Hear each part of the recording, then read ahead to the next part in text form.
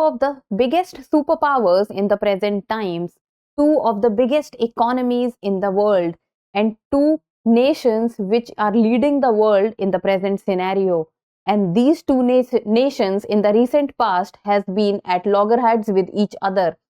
One is the United States of America, while second is the China. So, hello and welcome to the In Focus series section of Drishti IAS. I am Aisha Singh, and in today's video we will be discussing about US-China relationship. And recently a summit has taken place between Joe Biden and Xi Jinping.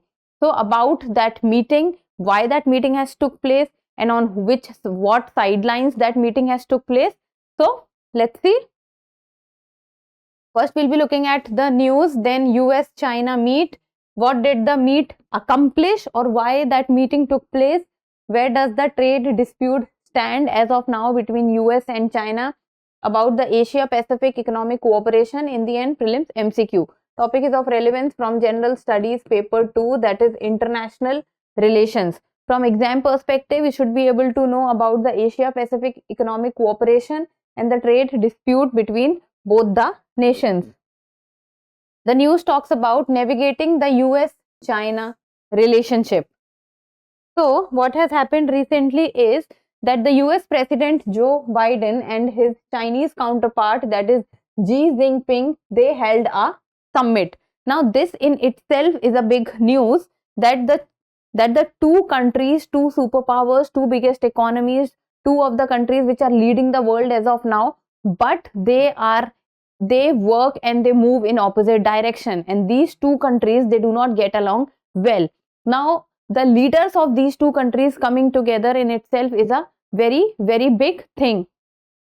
So this is their second in the recent past, and this has taken place in San Francisco on 15th of November on the sidelines of the Asia Pacific Economic Cooperation Conference. Asia Pacific Economic Cooperation Conference. So this is the conference which was taking place, and on the sidelines of this conference, the United States of America and its Chinese counterpart, they have met, and the aim was to resurrect a bilateral relationship that is now at its lowest. That is now at its lowest point since Washington and Beijing established diplomatic ties in 1979.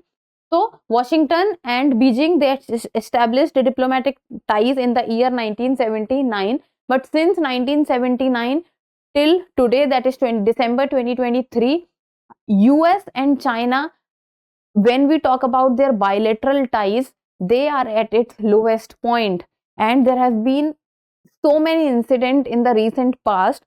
Majority of them can be that are trade dispute that was between US and China, and which just shook the whole world, and every single country was impacted by the trade war which was going on, and now also which is going on between China and US. And then there was Nancy Pelosi's visit to Taiwan, which in the recent past made things from bad to worse between the relations of China and United States of America. So this meeting which took place in November can be considered a good sign. Then what did the meet accomplish? What did the meet talked about? So it was the decision to restore military to military communications. So this is one of the things, that military to military communication should be restored. It means that one nation's military can talk to the other nation's military, and the communication can happen between both the nations. And both the nations are nuclear weapon states. Then respective defense forces will now resume regular exchange of information. Exchange of information is the second point. Under the Military Maritime Consultative Agreement that started in 1998. Now, Military Maritime Consultative Agreement, under this exchange of information will be done. So now this in itself become important, that Military Maritime Consultative Agreement. Within this, under this, the regular exchange of information between US and China's defense forces will take place. Then majority and the most recent reason with regard to the downfall in the relationship between China and America can be considered the visit of Nancy Pelosi, who is the Speaker of the US House of Representatives at that point of time. She visited Taiwan in the year 2022, and this visit of Nancy Pelosi was very much criticized by China, because China has its own respect and own ideas, and it considers Taiwan to be its own part. But the visit of Nancy Pelosi is, in the last 25 years, this was the first visit by the Speaker of the US House of Representatives, and this visit of the Speaker of the US House of Representatives to Taiwan was not at all appreciated by China, and this was the time where the relations actually suffered to its lowest point and the worst levels. Then where does the trade dispute stand? The trade dispute. So the trade dispute has been talked about a lot. So the trade dispute means that two of the biggest economies. So if we talk about the economy with respect to its size, then the number one is United States of America, which has around 26 trillion economy, while second is China, which has around 18 trillion economy. So both these economies, they are at trade war, and it is not that the trade war has taken place this year or last year. It is going on since last 2 to 3 years. Now this trade war, that both two of the biggest economy of the world are not at good terms with each other. They are not ready to accept products from each other. They are putting duties on each other's products, and they are not adjusting with each other with respect to the trade. And this is not that only these two countries were suffering because of the trade dispute which was going on between China and US.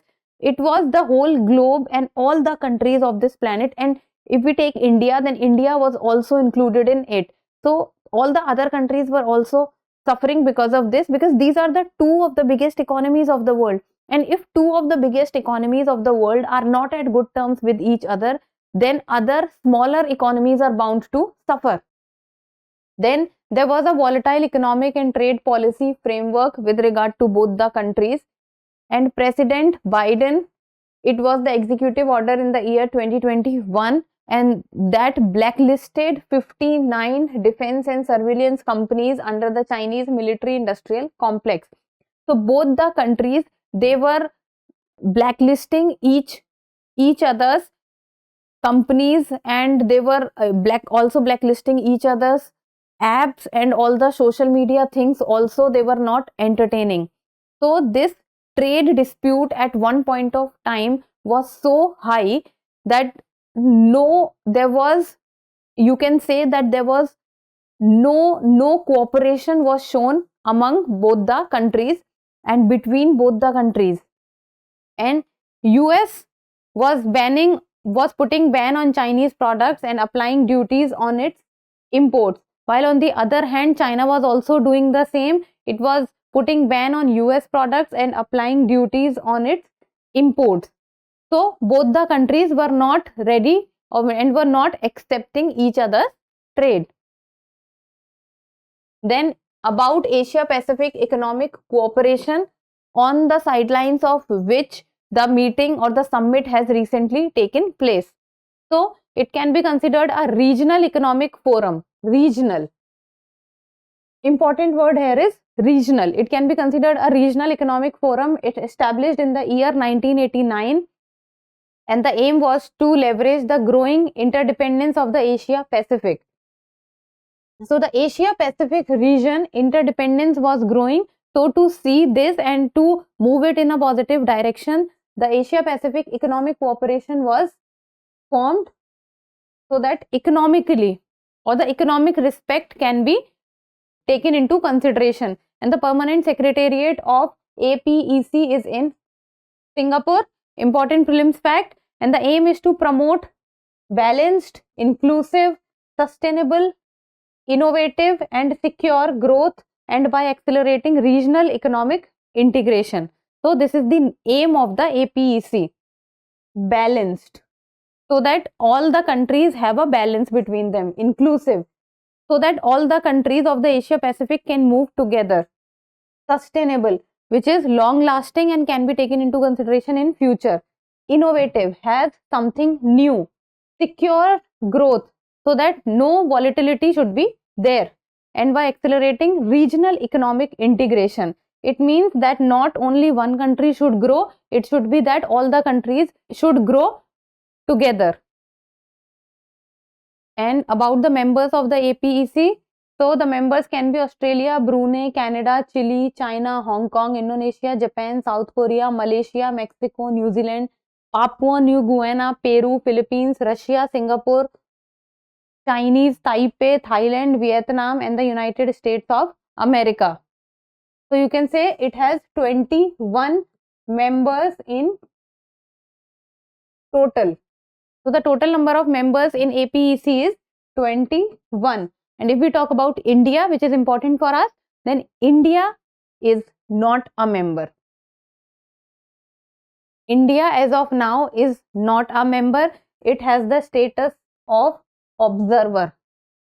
So India is not a member of APEC. It has a observer status. So this is a point you need to remember, that is India a member of APEC? Then no, but it has a observer status. Then in the end, prelims MCQ, and this is a PYQ of the year 2015. India is a member of which among the following? So there are three organizations given, that is Asia Pacific Economic Cooperation, Association of Southeast Asian Nations, and third is the East Asia Summit.